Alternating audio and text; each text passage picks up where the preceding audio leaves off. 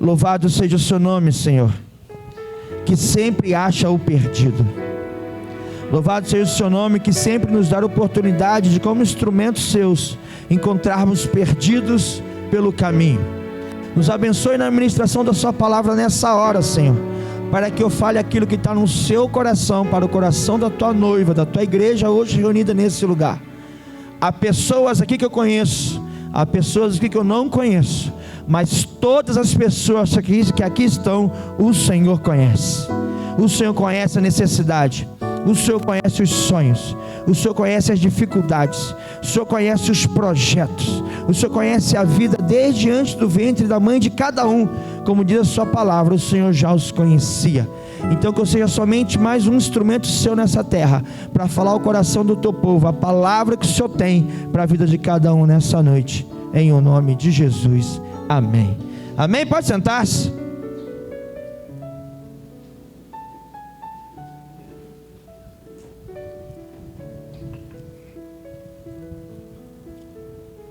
Irmãos e irmãs, nós estamos no aniversário de 61 anos da nossa igreja. E desde sexta-feira, nós temos ministrado aqui na igreja esse tema do aniversário da igreja, da angústia à paternidade. E nós vimos ontem o que era angústia. E nós vimos ontem que nós precisamos passar pelo batismo da angústia.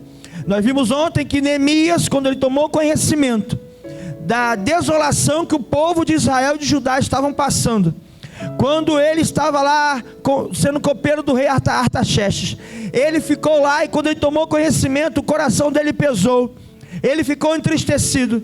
E a palavra diz no livro de Neemias, capítulo 1, capítulo 2 e em diante, que Neemias chorou, que Neemias jejuou, que ele pranteou, que o semblante dele decaiu por muitos dias, porque ele ficou sabendo, tomou conhecimento do que o povo de onde ele tinha sido tirado como escravo estava passando.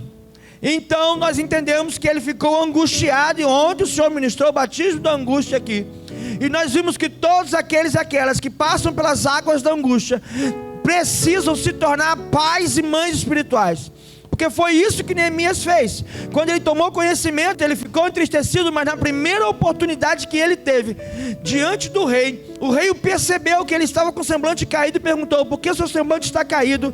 Você está triste, entristecido? E então de pronto ele declarou ao rei, que tinha autoridade sobre a vida dele, porque ele estava daquela forma. E ele pediu ao rei que o abençoasse e o enviasse para voltar a ajudar Jerusalém, para reconstruir as muralhas que estavam destruídas e erguer os portões que estavam queimados a fogo e estavam no montouro.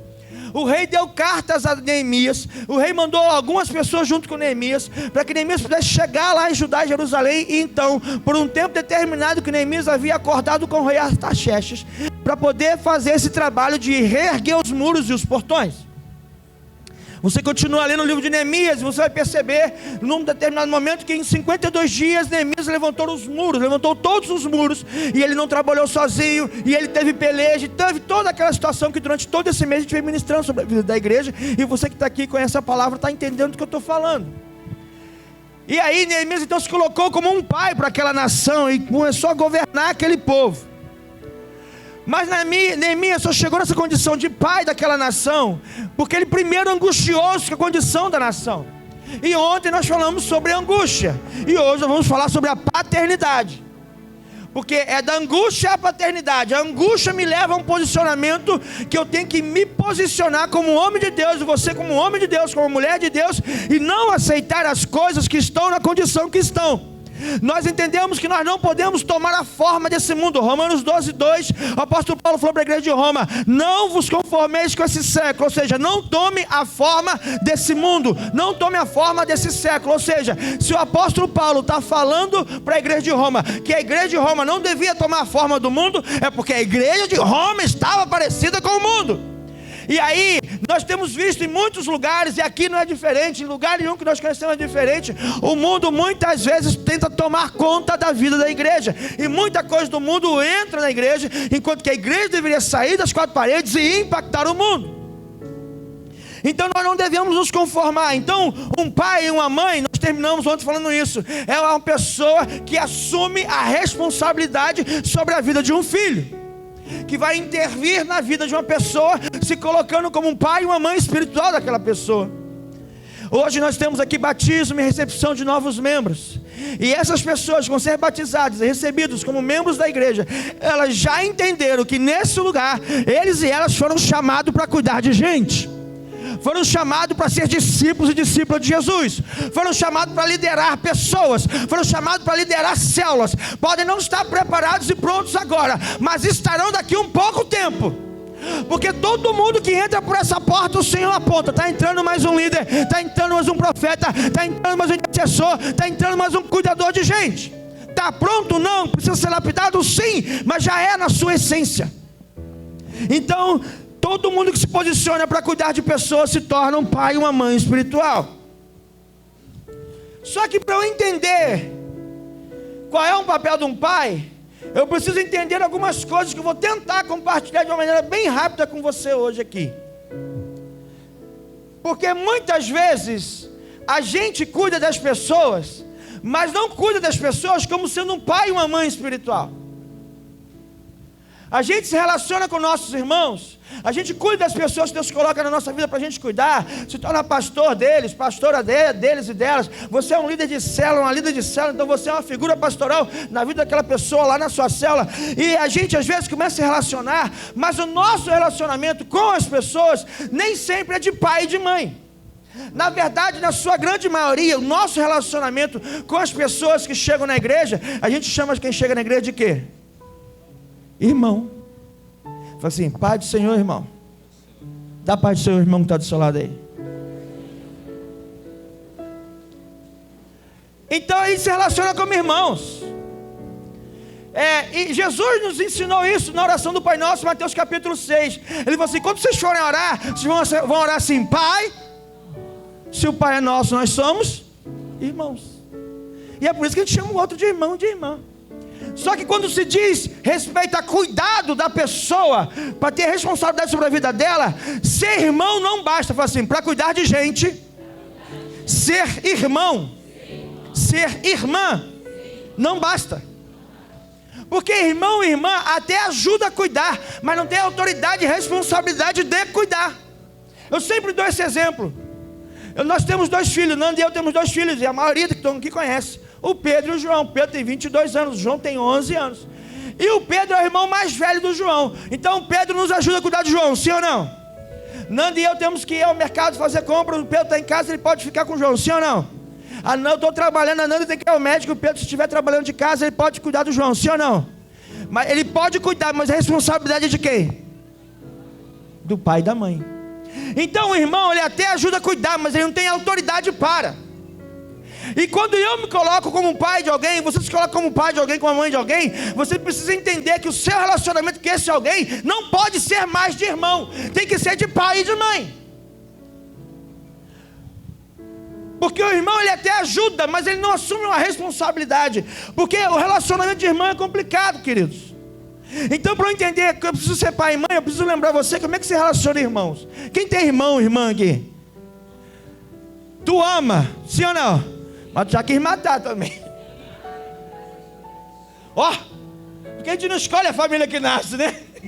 Então tem umas coisas que às vezes dá uma vontade de pegar o pescocinho e orar, irmão, e orar. Estou no altar, estou pregando, pegar e orar.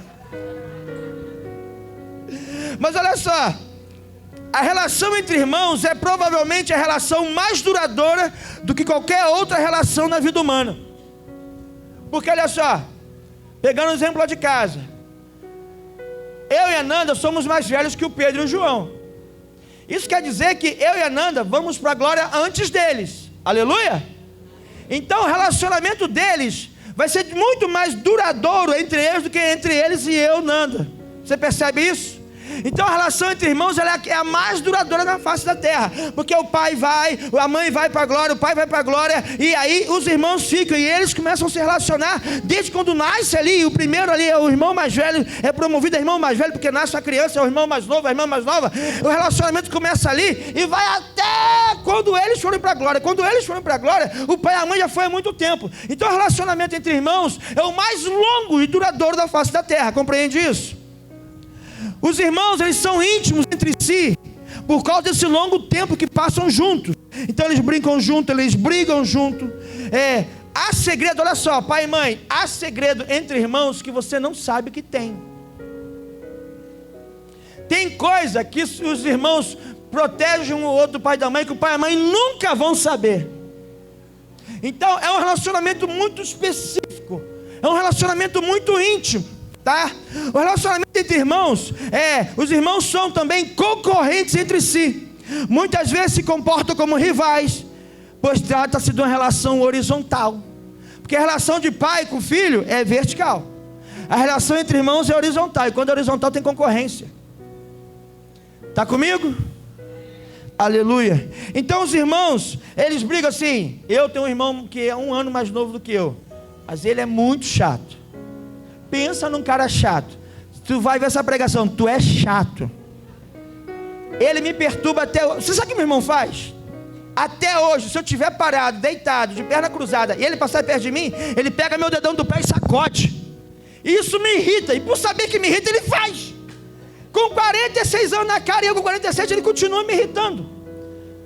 Porque o irmão sabe irritar o outro irmão, como ninguém sabe. Por quê? Porque ele é muito íntimo. Ele sabe das suas fraquezas, né? E aí minha mãe falava assim: você briga igual cão e gato. Quem já ouviu essa frase? Briga igual cão e gato. Mas os irmãos, eles concorrem e competem pelo amor dos pais. Tem aquele negócio assim: minha mãe gosta mais do meu irmão que de mim. Quem já falou isso? Meu pai gosta mais do meu irmão que de mim. Cadê a Raquel? A Raquel é o exemplo vivo disso. Raquel, vem cá. A sua mãe diz que ama todo mundo igual. De quem que ela ama mais, você fala? Fala igual do irmão dela, olha só. Eu pensava, mas seu irmão é novinho. Não, um galalau desse tamanho. É o neném da mamãe, mas é o único menino. E aí o filho sempre acha que o pai e a mãe têm um filho preferido. E não adianta o pai e a mãe dizer que não tem. Eles vão entender que tem. E deixa eles entender. É coisa de irmão. Pega os gêmeos lá, Renan. Será que não tem essa treta lá? Tem. Um diz isso pro H, deve assim: agora a Florzinha é mais amada, mas a Florzinha é pequenininha. O Pedro tem 22 anos, é menino do Senhor. Ele fala que a gente protege o João. O João tem 11, claro que eu tenho que proteger o João. É óbvio. É óbvio. Aí, João, botei você na pregação hoje. Cadê o João? Tá aí? Aí, João, botei você na pregação hoje. Aê, viu?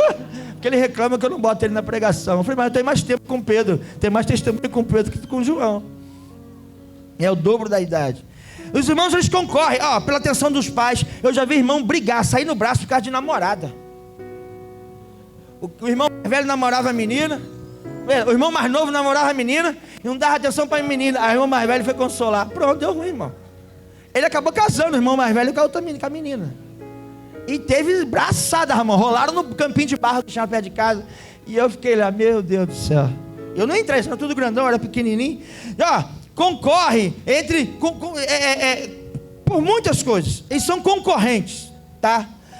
Outra coisa, o irmão ama o outro irmão, sim ou não? Eu tinha um negócio com meu irmão, o seguinte: eu e ele, a gente saía no braço dentro de casa, mas na rua a gente saía no braço com os outros. Não podia falar de mim ou falar dele, que aí, meu irmão, aí não, aí fecha o tempo. Mas os irmãos, eles têm inveja um do outro. Tem não, pastor? Tem. Tem não, pastor? Tem. Na Bíblia tem irmão com inveja de irmão. Gênesis capítulo 27, por inveja, Isaac enganou Esaú. Gênesis capítulo 21, Ismael e Jacó. Lembra da treta lá? Mandou Ismael embora. Abel foi invejado por Caim. Caim matou Abel. José foi invejado pelos irmãos dele. Foi vendido, jogado lá naquela cova.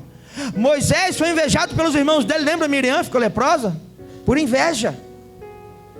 Davi foi invejado pelos irmãos dele. O que você veio fazer aqui, menino? Você é presunçoso, falaram para ele. E ele só foi levar a marmita para os irmãos no meio da guerra. Jesus foi invejado pelos irmãos dele, João capítulo 7. Os discípulos, que eram uma irmandade, né, andavam juntos, tinham ciúmes uns dos outros, Lucas capítulo 9. Na parábola do filho pródigo que nós lemos, também temos inveja entre irmãos. Os irmãos se invejavam. Então esse é o relacionamento de irmãos. Então eu entendi que para eu cuidar de alguém, eu posso ajudar a cuidar com o irmão mais velho, mas o relacionamento de irmão com irmão é horizontal, então tem treta. Se eu me colocar como líder, um pai espiritual de alguém, me relacionar como irmão, esse alguém pode em algum momento não me ouvir, mas se um pai espiritual parar para todo mundo vai parar para ouvir. Então todos nós entramos como servos do Senhor aqui, e o Senhor nos promove a paz espirituais. Deus quer te levar a um outro nível de maturidade na presença dEle, para te fazer uma mãe espiritual, um pai espiritual, porque a gente sofrendo nessa terra, a gente sofrendo nessa comunidade, e você precisa crescer, sair do nível de irmão, ir para o nível de pai, ir para o nível de mãe, para poder nos ajudar a cuidar de gente aqui. Aleluia!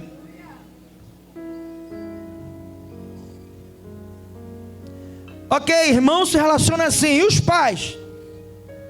Os pais, eles abençoam os filhos. E os pais abençoam os filhos não porque eles merecem, mas porque eles são filhos. É a mesma coisa que Deus faz conosco. Deus nos abençoa, amém ou não amém? Nós merecemos? Não, isso é fruto de quê? Da graça, que é o favor que eu não mereço. Por que Deus me abençoa pela graça? Porque Ele não depende de mim para me amar. Por ser pai, Ele ama. Ele não depende da minha ação, não depende da minha resposta, não depende do meu coração, não depende das minhas boas ações para me amar. Amar é a natureza do pai. Ele ama porque o pai ama o filho. E só alguém que se torna um pai espiritual de alguém consegue entender isso. Uma vez pastoreando outra igreja em outro lugar, havia umas pessoas, sempre há pessoas fazendo isso, que por algum motivo, com ou sem razão, a maioria das vezes com razão, falam mal do pastor. E começam a falar mal do pastor para as outras pessoas, e começam a matar o pastor no coração dessas pessoas. E aí, esses mesmos que falavam mal, quando entravam em apuros, corriam para onde? Para o colo do pastor. E é aqueles que tomavam conhecimento que aquelas pessoas tinham falado mal do pastor, e veio o pastor cuidando daquelas mesmas pessoas, sabendo o pastor que elas tinham falado mal, perguntava: por que vocês fazem isso? Porque pai faz isso. Pai ama. Não tem condição que o filho há de fazer ou deixar de fazer que vai levar o pai a amar mais ou menos. O pai ama. Então, você quando nasce do batismo da angústia, você vai se tornar um pai espiritual, uma mãe espiritual, e vai amar incondicionalmente, independente de. É por isso que há muitas pessoas que começam a cuidar, e cuidar de gente dá trabalho, porque a Bíblia diz que quando a gente nasce de novo, passa pelo batismo, nasce de novo, a gente nasce de novo, se torna uma nova criatura. Irmão, ninguém nasce grande, todo mundo nasce pequeno, bebezinho. E vamos pegar aqui, bebê sabe falar? Bebê sabe caminhar? Sabe correr? Quando o bebê está com fome, ele faz o quê? Quando ele está com dor, ele faz o quê? O bebê só chora, come e caga. E quem nasce de novo, um novo convertido que nasceu de novo, o que ele sabe fazer? Só chorar, está com dor, chora, está com dificuldade, chora, está com fome, chora, está com dúvida, chora. Chora para quem? Para o pai. E ele quer a atenção do pai e da mãe. Aí o pai e a mãe vai lá, cuida, acode, dá o alimento, ajuda na situação, beleza, troca a fraldinha, dá o banhozinho, fica cheirosinho, põe talquinho, fraldinha nova. Quando põe no berço, enche a fralda de novo. 3 horas da manhã. Ah, que beleza. O que a mãe e o pai faz? Levanta, tira a fralda, limpa o bebê. Tá com fome, bota para mamar de novo. A Fernanda dormia assim, ó, sentado com as crianças mamando. Que o João mamou muito, mas o Pedro parecia um bezerro, de tanto que mamava. Fernanda era osso e pele, zóio fundo. Madrugadas e madrugadas, né, meu amor? Só que um filho espiritual também é assim. Cadê os líderes de célula? Fiquem em pé, todos os líderes de célula que estão aqui. Fiquem em pé os líderes de célula. Vamos, gente, vamos. Vocês estão onde? Que não estão aqui? Vocês estão ali? Já estão em pé, né? Ah, vocês já estão em pé. Até isso. É assim que é. É assim que é. Tem um monte aqui. É assim que é. Vai dar trabalho. Vai dar trabalho. E quando começa a andar? É a coisa mais linda, né? O bebê começa a andar. Só que o bebê cai. E quando cai faz o quê? Chora. Aí tu pensa que vai ter uma tranquilidade. Não, agora tem que ficar andando atrás de bebê. Hein, Rafa, cadê? Andando atrás de bebê que está andando, começando a andar. Para quê? Para que não caia. Dá trabalho. Até que um dia se torne um irmão mais velho. E o irmão mais velho pode te ajudar a cuidar, mas a responsabilidade sempre vai ser sua. Até que esse irmão mais velho seja emancipado, espiritualmente falando agora, se torne um pai, uma mãe espiritual. Amém? Então, querido, pai e mãe cuidam, dão a vida, abençoam, sem o filho merecer, porque não é por merecimento que nós somos abençoados, é por graça. Pai e mãe nunca perdem a esperança. Um pai e uma mãe, presta atenção aqui no pastor, um pai e uma mãe nunca perdem a esperança. No texto que nós lemos, onde é que estava o pai do filho pródigo, quando o filho pródigo foi embora? Isso, no portão. Vamos lá, vamos voltar na história do texto. O menino falou assim: me dá meus pertences, me dá a minha parte da herança. Pegou a herança antes do tempo, foi embora. Gastou tudo, perdeu todo o dinheiro. Veio uma crise, veio uma fome. E aí ele começou a padecer de fome e foi trabalhar num chiqueiro. E ele era judeu. No contexto aqui da parábola, o judeu não pode chegar perto de porco, amém? No contexto da parábola, o que Jesus colocou aqui, ele sendo um judeu, esse menino foi cuidar de porcos. Ele foi humilhado, queria comer a comida do porco e ninguém dava nada para ele. Ele falou assim: vou voltar para a casa do meu pai, porque na casa do meu pai os trabalhadores lá, os servos lá estão melhor do que eu, que sou filho dele e estou aqui. E aí eu falei: vou falar, pai, pequei contra o céu, contra ti, não sou digno de ser chamado seu filho, me trate pelo menos como um escravo, como um empregado, como um servo seu. E ele foi com isso no coração. A Bíblia diz no texto que nós lemos que quando o pai o avistou, que o pai estava no portão, quando o pai o avistou, o pai correu e lançou o seu pescoço do filho. Sabe o que eu entendo aqui? É que todos os dias pela manhã, aquele pai que era um fazendeiro na parábola, com muito dinheiro, que tinha empregados, que tinha fazenda, ele poderia ter mandado um monte de empregado atrás desse filho, buscar esse filho, sim ou não? Mas ele não vai, porque filho pródigo volta sozinho. Ovelha perdida, o pastor vai atrás. Filho pródigo tem que voltar sozinho. Mas não quer dizer que o pai não ama. O pai está no portão esperando. Quando o pai viu o garoto, ele saiu correndo. Ele pulou no pescoço do garoto. Que garoto? Aquele miserável que pegou a herança antes do tempo e foi embora virando as costas para o pai. Você percebe que ele foi ingrato? Você percebe que ele preferiu a herança do pai do que a presença do pai? Tem gente que prefere a bênção de Deus do que andar na presença de Deus. Ele virou as costas para a presença de Deus e saiu com a bênção de Deus nas mãos. Mas, querido, a bênção de Deus só é sustentada na presença de Deus. Porque quando eu recebo a bênção de Deus, vou para longe de Deus, a bênção acaba, porque eu vou para longe da fonte dela. E aí ele voltou, o pai correu no pescoço e o abraçou. Então foi assim: pai e mãe nunca perdem a esperança. Como é que eu sei disso? Porque o pai estava no portão, que significa dizer: ele vai voltar, ele vai voltar. Eu sei a educação que eu dei, eu sei quem é o Deus que eu sirvo, ele vai voltar.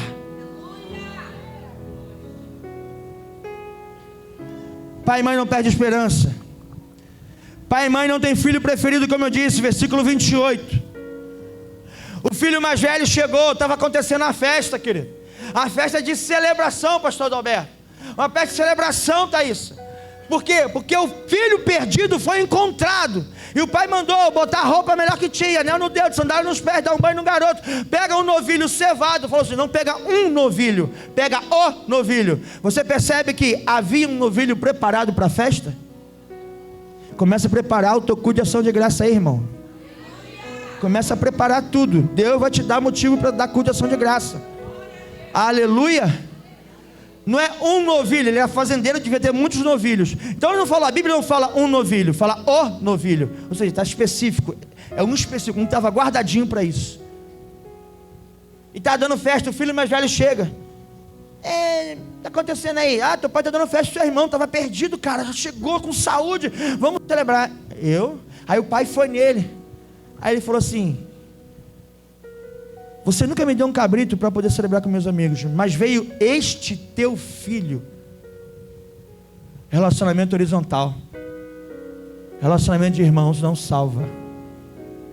O irmão mais velho falou: este teu filho. Ou seja, não é meu irmão.